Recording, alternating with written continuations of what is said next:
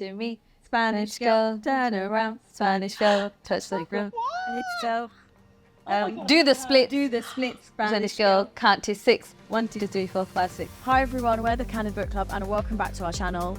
We are going to talk about our favourite and least favourite reads of the year so far. So you can use these as recommendations and let us know if you agree or not. So I'll start. I don't know what my favourite of the year is so far. I've read some good books. The worst one though, was called Someday Maybe, and it was about a woman who had found her husband who had died by suicide all of a sudden, obviously, and it was about the story. I just didn't find it sensitive enough. I just didn't think it was written in the way that it should have been. There were so many red flags about their dynamic as well, and it was just so off key. And I wrote my review and I thought it was very respectful, and someone called me callous in the comments that I completely disagree with. But it's my opinion. So that's my least favourite of the year so far. What did you give it? I think it was a 1 or a 2. Wow. On that note, then my least favourite was and I don't pronounce the name right. You always tell me off. Colleen Hoover. Colleen. I thought that last time. Anyways, Colleen is a guys. I know. Anyways, You said Colleen. oh yeah, Colleen. Colleen. Anyways, her book Ugly Love is just. I read that and it's just awful. It's very Wattpad-y. She moves in with her brother, and his neighbor is this guy, and they're best mates, and he doesn't do relationships, so they just sleep together, and then he'll be all right, bye, and wants to have done the thing, and then it was just so crap. I know we don't like her anyway, but that was my worst read of the year. Was there just no storyline to it other than that? It was just stupid. It was finish it. Yeah, I did. Yeah. Well, she reviewed it. Yeah, Nick, can I just say that you bought it for me as well? Did I? Yeah. Oh wow. It didn't even get sent to me. You sent it to me. Oh, yeah, thanks. That's really nice of me, isn't it? I didn't dash it. I'm not gonna lie. That's fine. That's fine. Yeah. Do you have a favourite so far? Isn't it Lemon Trees? Lemon Trees. That one was really good. It really made me proud. And All My Mothers, actually. Those two have been my favourites so far. What about you, Mimi? So my favourite book of the year so far was definitely The Dust Child by Gwen Phan Khoi Mai, our favourite Vietnamese author, who we've obviously all spoken about a lot.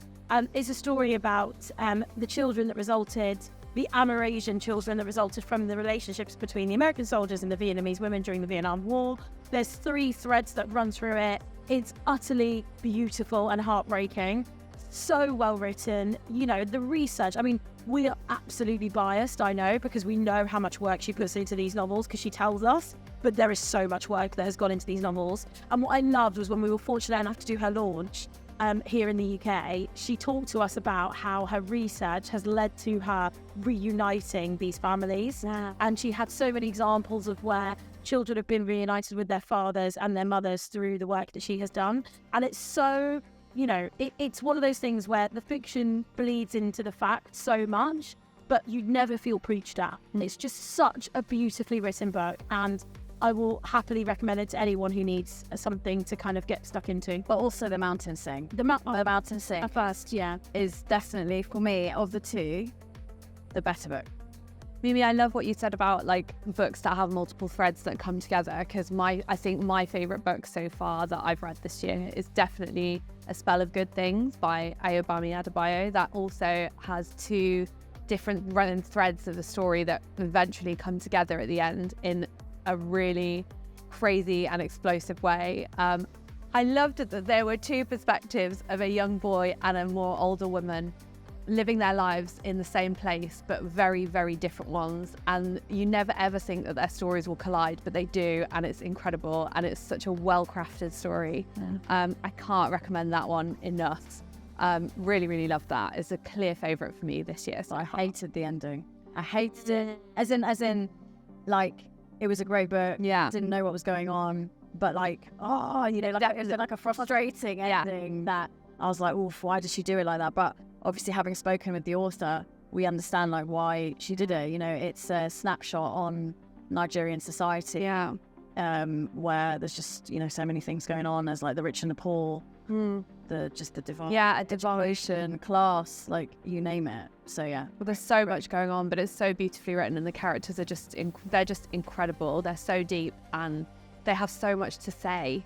It's such a great book. The feedback on that one as well was so authentic about the experience of the medical system, wasn't it? At the book club, there was so many discussions about, oh my God, you have captured the essence of how difficult it is working in the medical system so brilliantly. That was I think that's the theme of all the stuff that we enjoy, really, isn't it? Like, it's really authentic. Definitely. So does anyone have any of their least favourite? I have a clear least favourite. As well as my clear favourite, I have a clear least favourite. So I recently read a book called Close to Home by Michael McGee.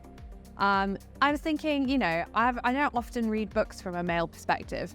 So I thought it was about time that I picked up something a bit different, just try and, break out of my zone a little bit. But I think I picked the wrong book. Unfortunately, so it's a story about a young man who has just finished his degree in the UK, and he moves back to his small hometown in Ireland. But he hasn't really got any direction. He's got no job. He's not really got anything to do, and he kind of falls back in with a bad crowd. And I just kept looking for some hope in the book, and I just couldn't find any. It was very grey and gloomy. It sounds depressing. Very, and yeah, there was just nothing in it for me that really grabbed me in terms of any connection or feeling to the book. Everyone was just high or drunk all the time, and there was just there was just nothing hopeful in it at all, which is something I guess I was looking for. So unfortunately, it was a solid 1 out of 5 for me. Well, yeah, that book sounds really dead, Jess. So yeah, don't blame that for being your least favourite. Omar, what about you? So I haven't really picked a favourite read so far of the year. I feel like I've read some good ones, but I feel like I've still got time to get something that I'm like raving about. We've got ages. Yeah, but least favourite, this is Mimi's recommendation. So usually we really got it. Yes, I was really surprised. It's called Living the Dream by something Dupay, right? Isabel Dupay. And it's basically about this Colombian woman who is married to a white guy that she meets in New York, but he's British. And then they both were living in New York, and that's where they met or whatever. And then they come to the UK and they've settled here. He's got a good job or whatever, and they've got children and they're starting a family. And then it's like she meets another woman called Solange, who is from Haiti, I believe. And it's kind of like they form a friendship because they're like in these they're living in, It's like Wimbledon Village, right? Yeah, that kind of like Really affluent. Private school, doing all of that. And then she meets Solange and they form a fast friendship. And then Solange, because she's a writer, Solange says to her, I want you to write my biography for me, or my autobiography or whatever. So they're kind of going through that. But it's like, it was really weird because at one point she was just like, my role is to be Tom's wife, and I'm Tom's wife first, and all of this kind of stuff. And I was like, what the frick? And then there's other points where she's like going through Solange's life story, and the way they've written is almost in, I think, italics, where it's showing you that it's her writing from her story. But then there's other points where it's her own story getting written in as well. And it was really confusing. I found it so disjointed. I didn't like the main character at all. Tom was just an absolute douchebag. And then as he becomes more and more wealthy in terms of he starts to do really well at work, and then their social circles change. And in the beginning, they're very much like, this isn't going to change us, and we know who we are. But as he gets more and more into that world, their relationship deteriorates and all of this kind of stuff. And was it like a slog to read? It was a slog. Really? So it's not like it was easy to read, but no, it wasn't. I was just because Mimi recommended it. I kept thinking, okay, maybe it's going to get better. Because we were thinking maybe we'll do this as a potential book club read. So I was like, it's good for another person to have read it. But I hate it. I didn't like any of the characters. I feel like even the friendship between her and Solange felt really weird because there wasn't any depth to it. It didn't show them really bonding or connecting over a lot of things. It was just like their boys were friends. And even though they were the two sort of black women, that didn't feel like enough of a reason for them to be friends. But I know, I think that was the whole point of it. So I looked at it from a completely different perspective, which is good because that's how we do things anyway. But I saw it as like a snapshot of domestic life. She was convincing herself that she was happy being a housewife, and she definitely wasn't. Yeah. They were the only, in this really affluent area, they were the only two women of colour, so that was a magnet that put them together. Yeah. There was nothing in common between them. Solange was a complete liar, like a completely inauthentic person. Yeah. And their life did dramatically alter when Tom got pressures from a new job that was paying them more money, and she couldn't match those expectations because she didn't want to. There was more to her than just being the trophy wife, and she wasn't just going to let things slide. So I found it completely opposite. I thought it was such a good, like, snapshot read, super quick, really short, and like so much to it because there was so much more to this woman that had just been stripped back completely to just being a housewife. And I said that, I shouldn't say just. There's a lot of people that do that by choice, which is a really valid choice, but it just for her wasn't satisfying, and it took Solange coming along and a series of events for her to realise that. Can I just say that despite what you guys have said, it does sound like a very diverse cast of characters. Oh yeah, no, fantastic. Which is good. Which of you? Maybe one of you lot should read it. Someone else needs to take the vote. Who's got it? Who's got Yeah, it? you've got it. Right, Jess wants to read it. I'm next. So I think that shows you that we read a lot of different things, highs and lows throughout the year, but we've still got a long way to go before we decide like on our definitive least favourite and favourite of the year. So keep watching our channel. We've got some good books coming up as well. Yes, we do. As a- oh my god.